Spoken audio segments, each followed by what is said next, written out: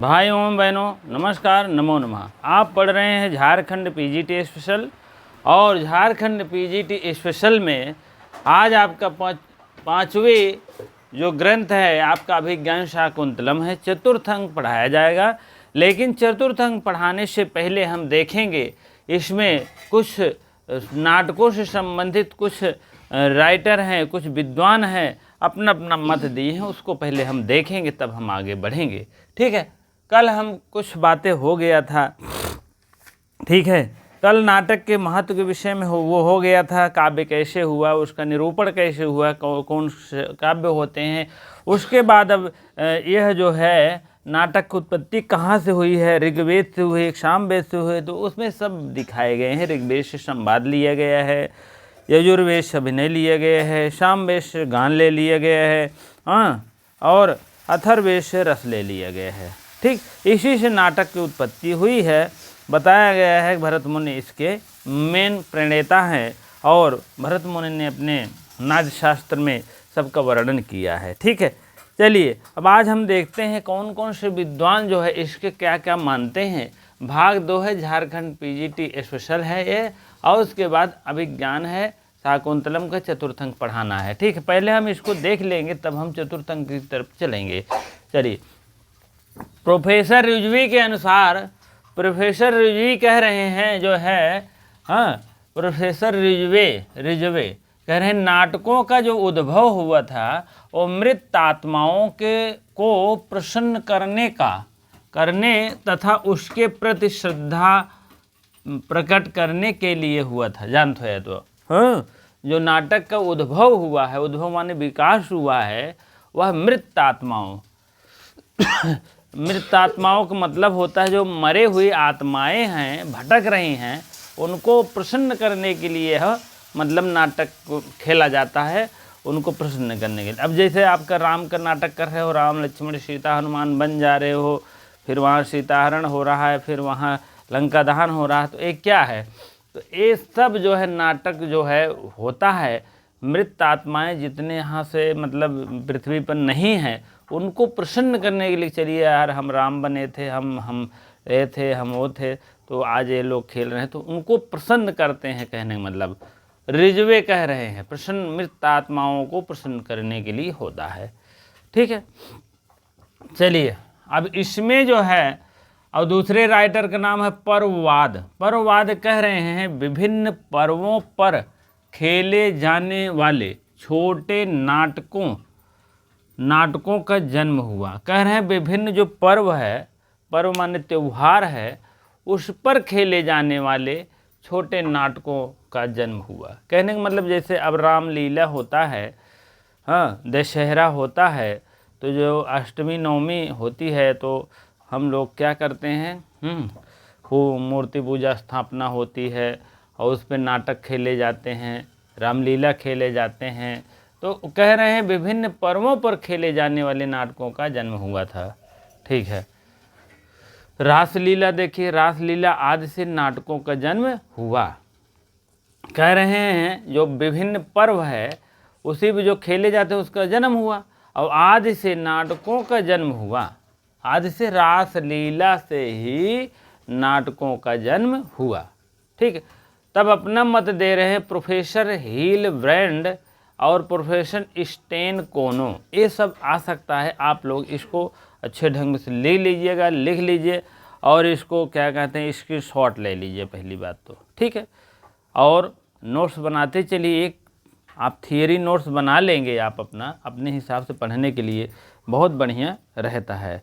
ठीक है, ना किसी के नोट समझ में आता है, न तो उतना मज़ा उसमें आता है जो प्रिंट वाला लिखा रहता है। प्रिंट लिख कर का को मिल जाए, धरक धरे रह जाता है, जान लीजिएगा।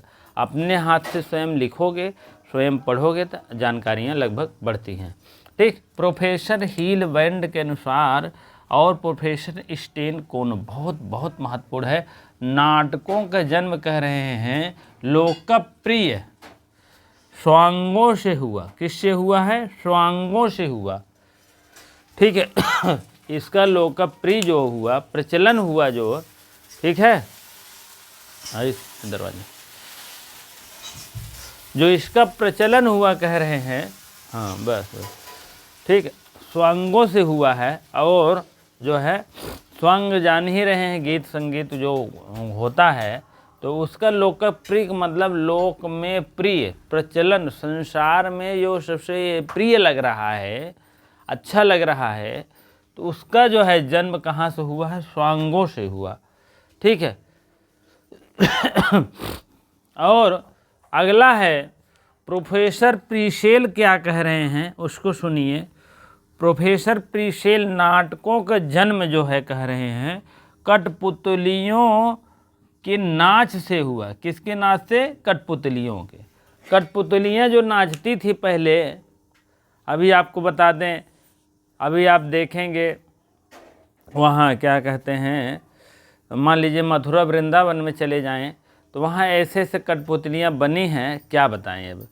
अब पता लगे श्री कृष्ण भगवान कुछ जैसे कहीं से दही वही चुरा के खाए थे, उनकी जो माता हैं यशोदा, उनको जो है पीछे से डंडा लेके खेदे हैं, और वो आगे आगे भागते हुए जो बचा के जा रहे हैं, और पीछे पीछे उनकी यशोदा माता उनको पकड़ने के लिए, उनको मारने के लिए डंडी एक ले करके जुटी है। कहने का मतलब है जो कठपुतली इस टाइप अभी भी बनाए हैं वहाँ पर। ऐसा नहीं है रोज़ आना जाइए, जहाँ मतलब जन्मस्थली है भगवान श्री कृष्ण का, तो वहाँ आप लोग देखेंगे तो वहाँ अभी तक भी कठपुतली एक है। उसका टिकट लगता था, हम लोग वहाँ थे 2013 में बीएड कर रहे थे, तो वहाँ थे। तो कहने का मतलब हम लोग देखे थे तो बहुत अच्छा लग रहा था। तब 2 रुपये 5 रुपये ऐसे टिकट लग रहा था, बहुत ज़्यादा महंगा नहीं था। तो वहाँ हर झांकी में हर कठपुतलियाँ बनाए गए हैं, जैसे जैसे मतलब पूरा हुआ है उनके साथ। ठीक है। तो कठपुतलियों का मतलब है, अब कठपुतलियाँ ऐसे बनाए हैं जैसे सही से दिखता है, और वैसे रेलगाड़ी नुमा ऐसे ऐसे चलती रहती है, और सब लोग पूरा सिस्टम रहता है, बहुत अच्छा दिखाई देता है। कठपुतलियों का मतलब काठी की पुतली, काठ मीन लकड़ी की पुतली बनी रहती है, और वह नाच से हुआ। वह नाच से मतलब उसमें नाचने उचने का रहा होगा सिस्टम। अभी तो मान लीजिए वहाँ श्री कृष्ण को पकड़ने या मारने के लिए बताया जाता है कठपुतली, तो वैसे नाचने से भी मतलब कह रहे हैं, प्रीसेल कह रहे हैं नाटकों का जन्म जो है कठपुतलियों के नाच से हुआ। छोटे छोटे पहले कठपुतली के नाच आते थे, बहुत पहले, हम लोग भी नहीं जानते हैं। कठपुतली कहन भैया कठपुतली का नाच आया है, कठपुतली का मतलब समझ ही नहीं पाए कठपुतली क्या है। तो वहाँ छोटे छोटे ऐसे दृश्य बनाए जाते हैं, उसको नाच डांस दिखाता था एक स्क्रीन लगा करके, तो नाच जो है बहुत अच्छा लगता है। हाँ, अब तो ऐसे नाच हो गया। तब उसके बाद तमाम ऐसे नाच होने लगा, नौटंकी होने लगा। फिर कुछ ऐसे भी लड़कियां आती थी, मतलब लड़कियां क्या कहते हैं, मतलब उसको क्या कहते हैं, बाहर से नाचने के लिए आते हैं। अब तो स्वयं भैया जय नहीं तो ठुमका लगा रहा है, जय नहीं तो स्टेज पे आ जा रहा है डीजे नुमा। अब तो मतलब इतना अभद्रता होने लगी है नाच गाने, क्या बताएं। अभी ऑर्केस्ट्रा चल रहा है, तमाम ऐसे मतलब है कि दृश्य देखने की ही नहीं इच्छा रहती है, जान लिया। तो ऐसे ऐसे नाच तो अब समझ लीजिए इतना अब धराशायी पे जा रहा है। हाँ, कम कपड़े में नाचना और बच्चों सभी लोगों को पसंद आना, ये सब क्या है। तो ये सब सिस्टम अब बहुत बिगड़ता हुआ जा रहा है। और सब सिस्टम क्या है, फिल्मों को देख करके और आधे ऐसे मतलब एक दूसरे को बाहरी देशों से ले करके, सब बाहरी देश के जैसे लोग कर रहे हैं वैसे उन लोग तो डेवलपमेंट हैं। हाँ, उनका देश जो है विकसित है, जहाँ नहीं तहें अगर जुड़ जाएंगे 10-20-50 हज़ार पा जाएंगे। लेकिन ये अपना देश जो है ना विकासशील है, अभी विकसित की तरफ चलेगा। विकसित जैसे जैसे कार्य करोगे तब विकसित बन पाओगे, बहुत मेहनत करोगे, देश अपना मेहनत करेगा तभी विकसित हो पाएगा, ऐसा नहीं होगा। तो विकसित देश और विकासशील देश में बहुत अंतर होता है। विकसित देश में हर चीज़ की उपलब्धि रहती है, चाहे कंपनी के मामले में हो या कोई और काम में हो। ठीक है। तो कहने का मतलब कठपुतलियों का नाच जो है अब हमारे हिसाब से उतना सही नहीं है। जो अपनी राय मैं बता रहा हूँ। आप अपनी राय अपना जो लिखना है लिख दीजिएगा, अच्छा लग रहा है तो अच्छा बता दीजिएगा, नहीं तो ख़राब लिखिए। हाँ, क्योंकि अब नाच जो है, जो सिस्टम बढ़ गया, पहले पहले नौटंकी होती थी तो लड़के लोग भी लड़कियां बन जाते थे, अपना दिखाते थे प्रदर्शन, और उसके बाद धीरे धीरे कहीं कहीं बड़ी बड़ी बहुत नामकाय नौटंकी होती थी, तब जा कर के एक आध दो लड़कियां तो कहा भैया इस नौटंकी में 2 ही लड़की आई हैं, तो इतना भीड़, हजारों की भीड़ रहती थी। अब तो वह देखो तमाम किसी की बारात में जाओ, ऑर्केस्ट्रा जा रहा है, 10 बजे 11 बजे शुरू होता है, 5 बजे ख़त्म के भाग जाते हैं। पहले नौटंकी 7-7 बजे होती थी। तो अब पहले मेहनत ज़्यादा था, अब पैसा कम, अब मेहनत कम और पैसा ज़्यादा। 2 बार ठुमका लगा दिए, 2000 का नोट दे हैं। तो अब सिस्टम बहुत गड़बड़ हो रहा है, जान लीजिए। हम तो भाई देखे हैं, ऐसा नहीं है, देखे हैं, बारात में जाते हैं, देख लेते हैं, कोई वो लेना देना नहीं रहता है, न कुछ देते हैं न कुछ कोई मतलब रहता है, ठीक है। तो वही बता रहा हूँ, अब नाच का भैया बहुत सिस्टम अब खराब हो रहा है, ठीक है। चलिए, प्रोफेसर ल्यूडर्स के अनुसार क्या वो अपनी बात रख रहे हैं। प्रोफेसर ल्यूडर्स, नाटकों का जो जन्म हुआ है छाया नाटकों के, अर्थात छाया माने एक दूसरे के प्रति छाया, और छाया दिखाए जाने वाले नाटकों से हुआ है। अब बताइए, ये इनका अलग सम्मत है, कह रहे हैं छाया नाटकों का जो जन्म हुआ है, नाटकों का जो जन्म हुआ है, हाँ, उसका जन्म जो है कैसे हुआ, छाया नाटकों। छाया का मतलब होता है का परछाई सोई, नहीं, छाया का मतलब जो नाटक छाया है, जैसे आपको राम हनुमान सीता सब जान रहे हो नाटक में हुआ है, तो उसका छाया जो है, छाया दिखाया जाता है, तो वही दिखाए जाने से नाटकों हुआ। मतलब एक छाया एक रहती, ओरिजिनल चीज़ तो रहती है, ओरिजिनल चीज़ रहती, भगवान राम का जन्म हुआ है तो उसी के प्रति वो दिखाते हैं। वो ऐसा नहीं है कि और कुछ दिखाने लगे, वो सोचते हैं हाँ ऐसे ऐसे हुए होंगे, ऐसे ऐसे बन गए होंगे, ऐसे ऐसे हुआ होगा, तो उसको सोच सोच करके वो नाटक दिखाते हैं। प्रोफेसर मैक्स मूलर क्या कह रहे हैं, मैक्स म्यूलर, प्रोफेसर, ये सब विदेशी राइटर हैं, हाँ, म्यूलर और प्रोफेसर सिल्वन लेवी और प्रोफेसर फान श्रोएडर और डॉक्टर हर्टल, यह 3-4 राइटर के मत एक ही है। भारतीय नाटकों की उत्पत्ति जो हुई है, यह भारतीय नाटकों की उत्पत्ति जो हुआ है, कैसे हुआ, ऋग्वेद के संवाद से, सूक्तों से हुआ। ये ऋग्वेद से संवाद से हुआ, कहने का मतलब अभी कल मैंने बताया भी था, ऋग्वेद से संवाद की प्राप्ति मिला, नाट्य हुआ, यजुर्वेद से अभिनय, सामवेद से गान और अथर्ववेद से रस का उत्पत्ति हुआ। तो वही कह रहे हैं Max Muller, Sylvain Levi, von Schroeder, Hertel, ये सब भारतीय नाटकों की उत्पत्ति कह रहे हैं ऋग्वेद से संवाद से हुआ, ठीक है। ये सब आप लोग याद कर लीजिएगा। प्रोफेसर वेबर के अनुसार,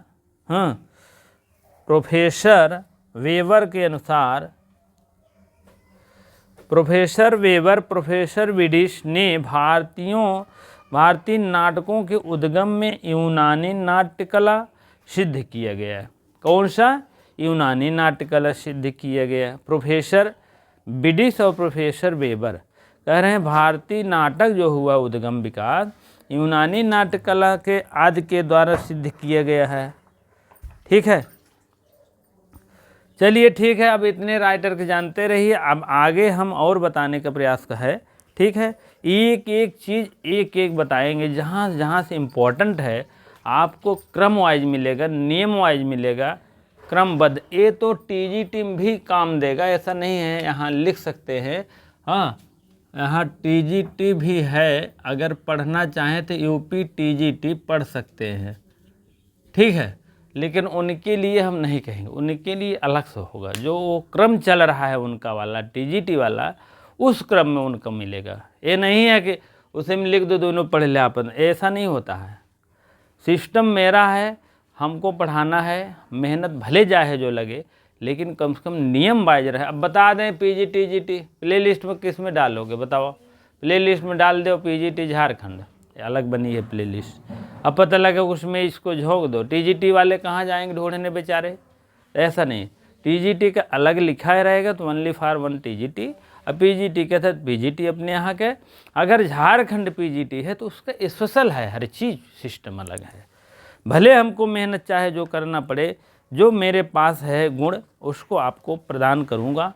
आप चाहे मानिए चाहे मत, आप चाहे आपको अच्छा लग रहा है तो बहुत अच्छी बात है, नहीं लग रहा है तो मान लीजिए वो भी अच्छी बात है मेरे लिए, कोई ऐसी बात नहीं, ठीक है। तो इसीलिए आप लोग जो है एक तरफ से पढ़ाएंगे, ये नहीं कि वीडियो इसका हो गया वीडियो इसका आओ मिलो सशुल्क में, तो भाई सबका अलग अलग विचार है, सबका अलग अलग पढ़ाने का भी तरीका है। कोई इसमें आजकल सबको स्वतंत्रता है, ठीक है। हर चैनल, हर टीचर, हर गुरुजी सब अपने में स्वतंत्र है, अपनी अपनी शैली। कोई टीचर शैली तुरंत समझ में आ जाती है, कोई टीचर शैली साल भर पढ़ाते हैं नहीं समझ में आती है। अभी हम लोग भी बहुत पहले स्कूलों में भी पढ़ाए हैं, हाई स्कूल इंटर में, ऐसा नहीं है। बच्चे 4 प्रकार के होते हैं, जान लीजिए, बच्चे 4 प्रकार के होते हैं। एक बच्चा है बांस बुद्धि होता है, समझाया नहीं फट तुरंत समझ गया, वो बच्चा हो गया। दूसरा बच्चा आया, आपको समझाएं, थोड़ा सा उदाहरण इधर उधर देते देते कुछ देर के बाद उसको भी समझ में, तुरंत नहीं समझ में आता, कुछ देर के बाद आता है। एक बच्चा है, एक बार बताएंगे नहीं समझ में आएगा, 2 बार बताएंगे तब तीसरी बार में समझ में आ जाएगा, लेकिन आ जाएगा क्लासे में। लेकिन एक बच्चा चौथा रहता है, वो साल भर वो पढ़ता है और फीस जमा करता है, उसको समझ में आता होता नहीं। बच्चे गधे टाइप में होते हैं, जान लीजिएगा, मंद बुद्धि बालक होते हैं। 4 प्रकार के इसीलिए बच्चे होते हैं, ठीक है। तो आप लोग समझ लीजिए, कोई ऐसी बात नहीं आप लोग के लिए करें, तो इसमें सब विशिष्ट बालक हैं बालिकाएं हैं, कोई ऐसा नहीं है कि ठीक है। चलिए आगे चलते हैं हम। हाँ अब आगे देखिए, नाटकों की उत्पत्ति में और श्रृंखला देखिए। नाटकों का जो प्रारंभ हुआ था वह सर्वप्रथम कहाँ हुआ था?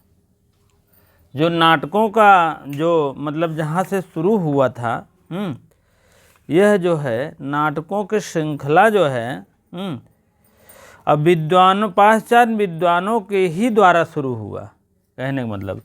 और यह सर्वप्रथम कहाँ शुरू हुआ? भारत में शुरू हुआ।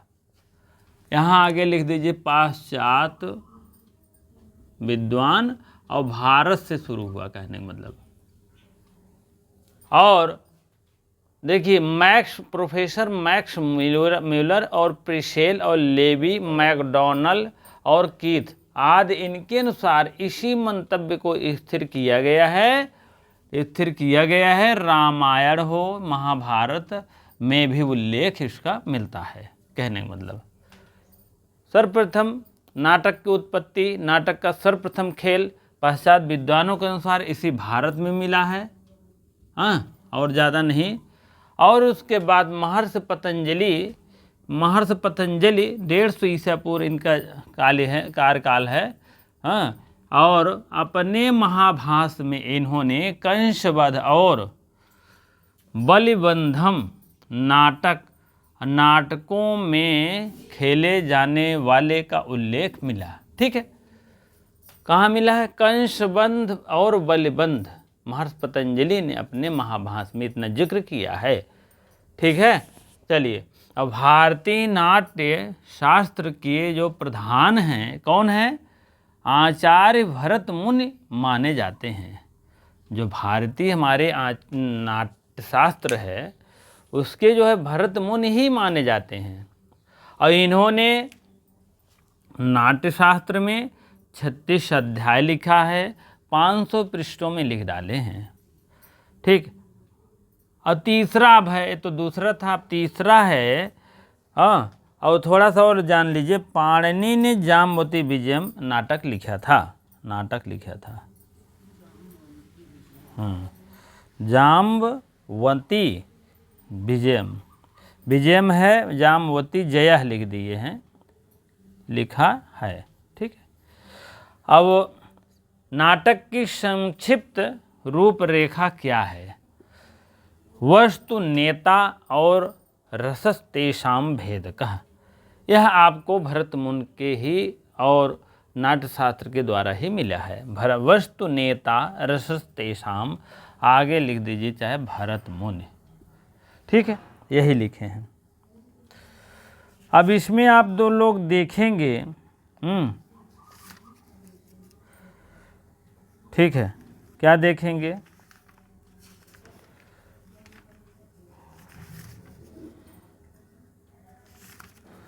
चलिए, आप वस्तु से ले लीजिए कथावस्तु, कथावस्तु पहला हो गया। नेता से हो गया अभिनेता, अभिनेता। रसस मीन होता है रस, रसस मीन रस, ठीक है। तेषाम भेद का, यही सब, तेषाम माने यही सब तीनों भेद हैं इसके।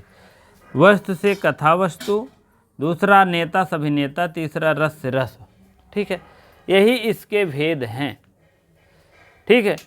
पाणिनि ने अपने, जैसे पाणिनि ने अष्टाध्यायी लिखा है, जान लीजिएगा 32 अध्यायों में, ठीक है। 32 अध्यायों का मतलब है 8 चौक 32, 8 पाद है, 8 अध्याय है, अध्याय और 4 पाद, हो गया कुल 32 पाद, ठीक है। तो इसमें उन्होंने, पाणिनि अष्टाध्यायी तो लिखे ही थे, तो पाणिनि जाम्बवती विजयम नाटक भी लिखे थे, कहने का मतलब बहुत बढ़िया था, बहुत प्रचलन था उसका, ठीक है। चलिए अब आगे हम देखते हैं, जो कहने का मतलब आगे अब हम देखेंगे, कथा वस्तु हो गया है। इसमें वस्तु का वर्णन वो महत्व रखता है और पोएट इतिवृत्ति से नाम से पुकारा जाता है। पेज नंबर 6, अभिज्ञान शाकुंतलम। हाँ, महर्षि कपिल देव दो वेदी का मतलब 2 वेद के ज्ञाता थे, चतुर्वेद का मतलब 4 वेद के ज्ञाता थे, हाँ, और त्रिपाठी का मतलब 3 वेदों के ज्ञाता हैं। तो कहने का मतलब ये सब वेदों के ज्ञाता में आते हैं, ऐसा नहीं है। और कपिल देव द्विवेदी, तो आप थोड़ा सा हिस्ट्री जान लीजिए, ये पहले थे अग्रवाल, मतलब बनिया में आते हैं, ऐसा नहीं है, हाँ, सामान्य श्रेणी के व्यक्ति हैं, ऐसा नहीं है। इन्होंने जब बहुत से ग्रंथों का इन्होंने अपने हिसाब से रचना किया, रचना नहीं मतलब कह सकते हैं, अब जैसे रचना तो महाकवि कालिदास ही किए थे, लेकिन इन्होंने लिखे, कहने का मतलब उसका जो है व्याख्या किए अपने हिसाब से। बहुत लोग की अभिज्ञान शाकुंतलम व्याख्या, ऐसी बात नहीं है, लेकिन जो कपिल देव द्विवेदी किए बहुत सटीक और सरल अच्छे ढंग में किए हैं। जितनी भी बुक हो, चाहे आप देखेंगे उत्तर रामचरितम हो, चाहे अभिज्ञान हो, या कोई अभी आप देखेंगे आप व्याकरण संज्ञा, व्याकरण के बुक भी है, जितने लिखे बहुत सॉलिड बुक लिखे हैं, ऐसा नहीं है। तो ये इन्होंने आप जान लीजिए कि अग्रवाल थे, मतलब तो सब लोग इनको कहने लगे कि हाँ आप इस टाइप क्यों मतलब लिखते हैं, आप दुबे नहीं हैं तब भी द्विवेदी लिखते हैं, हाँ। तो इन्होंने इनके खिलाफ जो है चले गए, रिट दायर कर दिए। जो भी और भी इनके पक्षपाती रहे होंगे, चाहे जो भी जाति के रहे होंगे, ऐसा नहीं है, पक्ष तो पक्ष, विपक्ष विपक्ष, इनके विपक्ष जो थे वो अपना रिट दायर कर दिए। जब इनको कोर्ट में पेश किया गया कि आप भाई आप द्विवेदी क्यों लिखते हो, आप तो इस श्रेणी के हो, वर्णवाल अग्रवाल जो भी रहे होंगे, लेकिन ऐसे हैं, वर्णवाल थे कि अग्रवाल थे, लेकिन ये है कि, और उसके बाद आप समझ लीजिए कोर्ट में जब पहुंच गए, इनसे पूछा गया आप क्यों लिखते हो, कहें महाराज जी हुजूर इस टाइप में लिखता हूँ, आप ऋग्वेद, सामवेद, यजुर्वेद, अथर्ववेद 4 वेद होते हैं, 4 वेदों को मैं ज्ञाता हूँ, आप कहीं से भी पूछ सकते हो, कहीं से भी कोई आप सवाल उसका कोई भी व्याख्या पूछ सकते हैं। तो कोर्ट ने कहा अच्छा बताइए। कोर्ट ने हंसते हुए कहा इसीलिए मैं द्विवेदी लिखता हूँ, कपिल देव द्विवेदी। ठीक है, कोर्ट ने हंसते हुए कहा बहुत बेटा बहुत अच्छी बात है, कम से कम 4 वेदों के ज्ञाता तो हो। ठीक है, तो इसी प्रकार से भैया कपिल देव द्विवेदी लिखने लगे। चलिए आगे चलते हैं। वस्तु के 2 भेद होते हैं, कौन कौन 2 भेद हैं आप लोग तुरंत जानते चलिए, नहीं तो कहेंगे सर जी कहानी ये सुनाते। बीच बीच में आपको थोड़ा सा मन लगने के लिए सुनाता हूँ, और बहुत अच्छी बात तो है नहीं। हाँ, वस्तु के 2 भेद, नाटक की संक्षिप्त रूपरेखा थोड़ा सा आप जान लीजिए।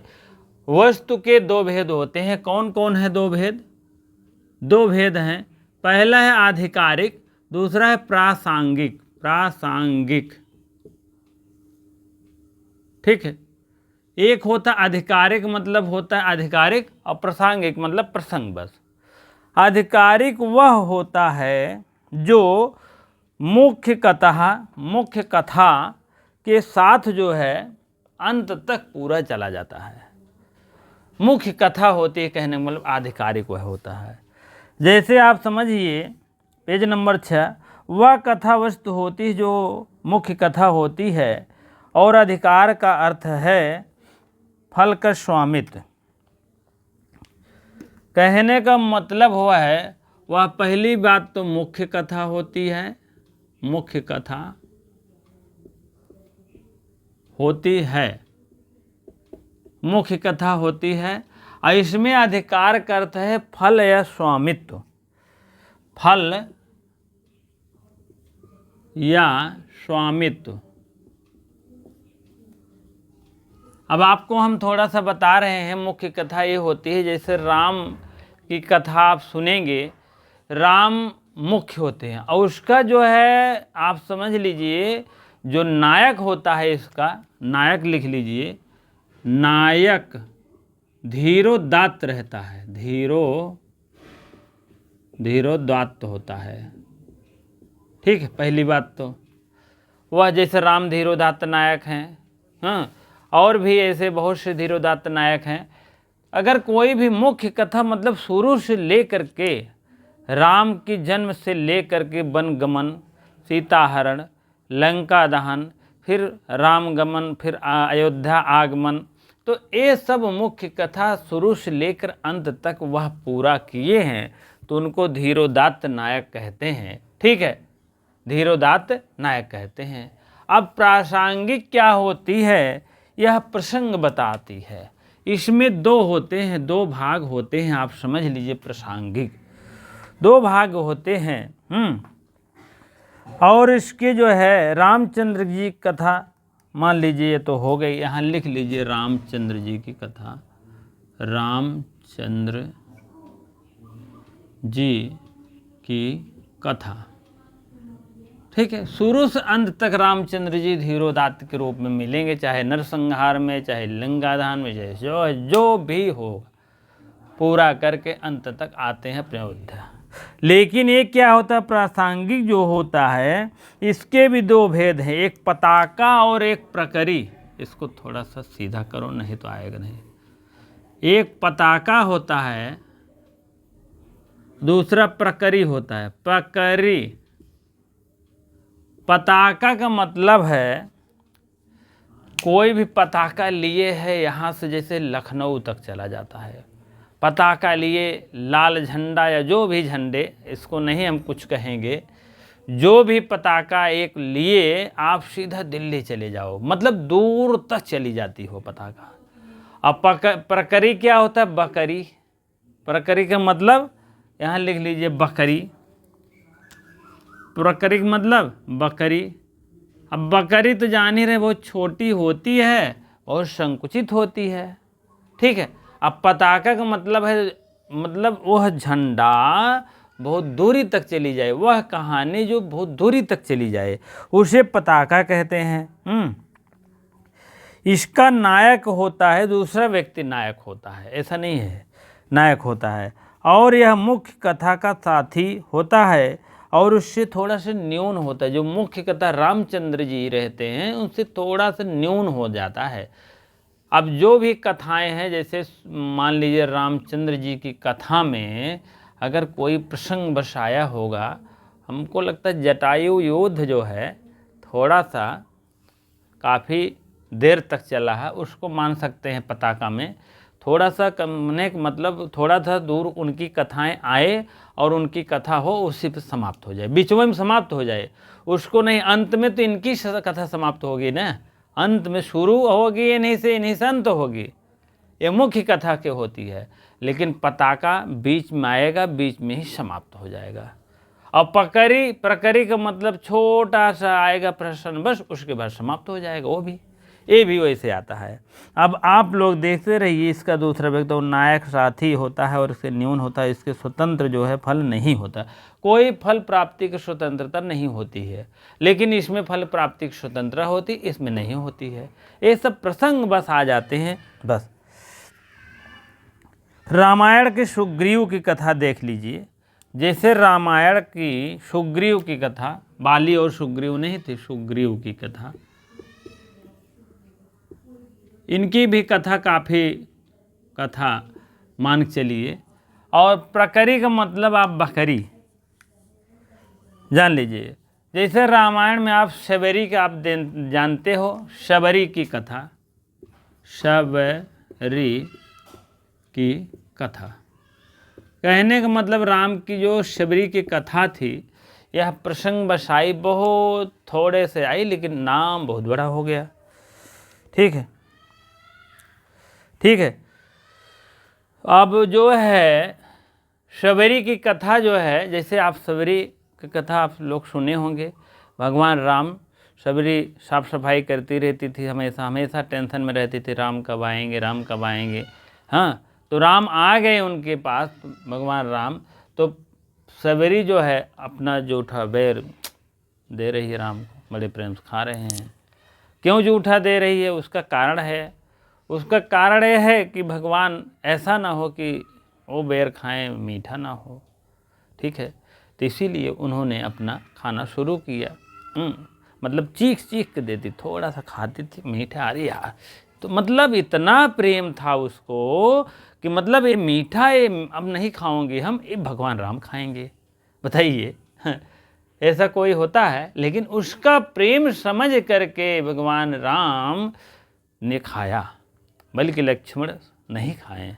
ठीक है, वही अंत में संजीवनी बूटी के रूप में उनको दिया गया। हाँ, तो कहने का मतलब है उनका प्रेम देखकर शबरी की, मतलब मीठा बेर तो पके होते थे सब, उसमें से भी हाई लेवल का मीठा कौन है उसको वो अलग करती थी। वह उसकी मशीन क्या थी, मुंह वाली मशीन थी। पहले के ज़माने में तो यही था ना, फोटो खींचते तो आँखों से फ़ोटो खींच लो, हाँ, तो मुँह से चीखती थी, मीठा है, और उसके फर्स्ट क्लास रखते, इसको हम नहीं खाए, भगवान राम के लिए है।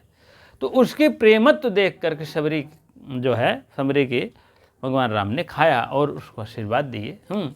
तो कहने का मतलब इस शबरी की कथा बहुत तो दूर तक भी नहीं चली। सिर्फ भगवान गए और उनके सेवा सत्कार जो हुआ होगा, जो भी पानी सानी जो कुछ किए होगी, पूजा प्रतंगा वही की, वही पैर लाई, खाए, उसके बाद चल दे। तब से पता नहीं चला बीच में शबरी की कथा आई थी नहीं आई थी। ऐसे सुग्रीव की कथा आई थी, दोनों सुग्रीव वाली लड़ाई हुआ, उसके बाद चली, एक दो रहा होगा सीन, 4 सीन रहा होगा, उसके बाद समाप्त हो गए। लेकिन इससे काफ़ी दूर चली, लेकिन अंत में बीच में शुरू हुआ, बीच में समाप्त हुआ। लेकिन शुरू में अंत में शुरू होता है, शुरू अंत भी शुरू हुआ, अंत यही करते हैं। तो कहने का मतलब ये मुख्य कथा होती है, पताका प्रकरी उसके प्रासंगिक कथा। आप पूछा जाएगा वस्तु कथा, वस्तु के अनुसार कितने भेद होते हैं? 2 भेद, आधिकारिक और प्रासंगिक। प्रासंगिक के कितने भेद हैं? 2 भेद हैं, पताका और प्रकरी। ठीक है, चलिए अब हम कथा वस्तु 3 भागों में विभाजित करते हैं, उसको देख लीजिएगा थोड़ा सा। अब तब आगे बढ़ते हैं। ठीक है, कथा वस्तु जो है 3 भागों में विभक्त है। चलिए ठीक है, ठीक है। बस इसी पर दैन्य करो, टाइम बहुत हो रहा है। कथा वस्तु अगली श्रेणी में चलेंगे, क्योंकि इसमें 5 अवस्थाएं हैं, 5 संधियाँ हैं, 5 सब कुछ बताना पड़ेगा। तब कथा वस्तु के 2 विभाग हैं, थोड़ा सा देखते रहिए। कथा वस्तु के 2 भेद हैं, कथा वस्तु के 3 भागों में विभक्त है। हाँ, प्रख्यात है, उत्पाद है, मिश्र है। फिर कथा वस्तु के विभाग को रंगमंच पर कैसे दिखाया जाता है, ये भी बहुत मायने रखता है। ये सब जान लीजिए, तब जा कर के होता है। ठीक है, चलिए इसको हम कथा वस्तु के 3 भागों में विभाजित कल हम बताएंगे। उसके बाद 5 प्रकृतियाँ बताना पड़ेगा, अर्थ प्रकृतियाँ, 5 अवस्थाएं और 5 जो है संधियाँ। उसके बाद ये तीनों जोड़ करके तब अंत में कथा के 2 भाग होते हैं, कथा के 3 विभाग होते हैं। तब इतना समाप्त होने के बाद थोड़ा सा परिचय देंगे, उसके बाद तुरंत ले चलेंगे चौथे अंक पे सीधे। ठीक है, और उसके पहले थोड़ा अंकों के विषय में जान लेना है, बस 2 मिनट लगेगा। उसमें बहुत से घबराने की बात नहीं है, आपका कोर्स के अनुसार ही चलूँगा। ठीक है, लेकिन अति आवश्यक है थोड़ा सा ये भी जानना, क्योंकि नाटक पढ़ने जा रहे हैं आपको, ये सब पूछ लेगा, ये सब अति आवश्यक क्वेश्चन होते हैं। ठीक है, आपका क्रम वाइज मिलेगा, नियम वाइज मिलेगा। जो भाई बहन अभी तक सब्सक्राइब नहीं किए हैं अवश्य सब्सक्राइब करते जाएंगे फटाफट फटाफट। और उसके बाद निःशुल्क सेवा मेरी है ही, ये झारखंड पीजीटी हो या टीजीटी हो उत्तर प्रदेश, और चाहे उत्तर प्रदेश अपना पीजीटी हो, ये तीनों आपके ग्रंथ चल रहे हैं इस समय। 9 बजे आपको लाइव क्लास मिल जाएगी, झारखंड पीजीटी 12 बजे की लाइव क्लास मिल जाएगी। व्याकरण प्रवेशिका चल रहा है, शुरू प्राकथन से है, आज वर्ण विचार शुरू होगा, ये आपको मिल जाएगी। आपको लाइव क्लास से 5 बजे आपको निश्चित, और क्या चाहिए बताइए। ठीक है, मैं अपने दिल और जान लेकर निरूपण हूँ, आपके पास समर्पण हूँ, और आप भी मेरा एक सिर्फ लाइक शेयर मित्रों के बाद सब्सक्राइब अवश्य करें। जो भाई बहन किए हैं तो उनके लिए बहुत बहुत धन्यवाद देता हूँ। ठीक है।